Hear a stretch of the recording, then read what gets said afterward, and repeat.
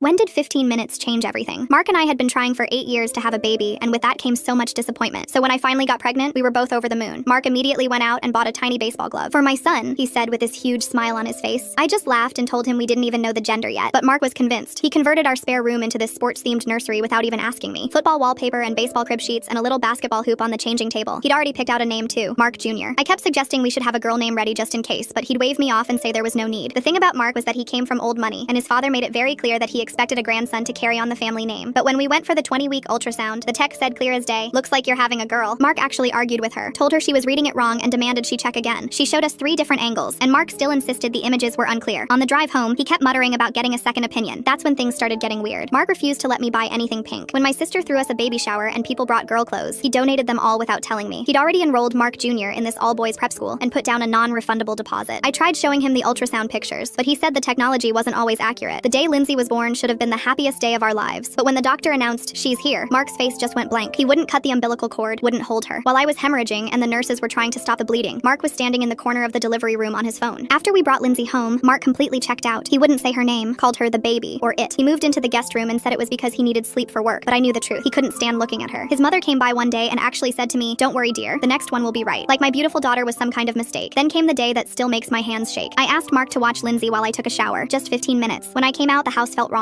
too quiet. I called out for Mark and got no answer. Lindsay's car seat was gone. His keys were missing from the hook. I called his phone over and over while running back inside to grab my keys because something deep in my gut told me this wasn't right. I used Find My Phone to track him and saw he was at the mall. As I drove around the parking lot, I finally spotted his car and I parked near it. That's when my heart dropped. I saw Lindsay strapped in her car seat, her little face bright red and drenched in sweat because it was 95 degrees outside and all the car windows were up. I ran to open the door, but it was locked. I pounded on the window screaming her name while digging for my phone to call 911. Then I remembered I had Mark's spare key. My hands shook so bad I could barely get the door open. When I did, I immediately felt like I was in an oven. Lindsay was barely conscious. I grabbed her out of that seat and ran for the mall entrance and the air conditioning, screaming for help. A security guard radioed for an ambulance while I poured water from someone's bottle over her little body. That's when Mark strolled out of the furniture store carrying a catalog. He saw the commotion and walked over casual as could be. "Oh, you found her," he said, like she was a lost sock. I'll never forget the way he said it. No panic, no guilt, just mild inconvenience. "You left our baby in a hot car," I screamed at him. "I forgot she was there," he said with this little shrug. "I was picking out furniture for the next baby's room." The security guard pulled me aside later and showed me something. It was mall security footage from 45 minutes earlier. It showed Mark parking, getting out, walking 3 steps toward the mall, then turning back to look directly at his car before continuing inside. He knew. He looked right at her and left her there to die. That night, I packed our bags while Mark was at his parents' house. Lindsay survived, but I knew next time she might not be so lucky. I filed for divorce and got an emergency protective order using the security footage as evidence. Mark's family tried everything to bury it, but the security guard had already given me a copy. Now Lindsay is 3 and happy. Mark remarried last year and his new wife just had twin boys. I pray for them every single night.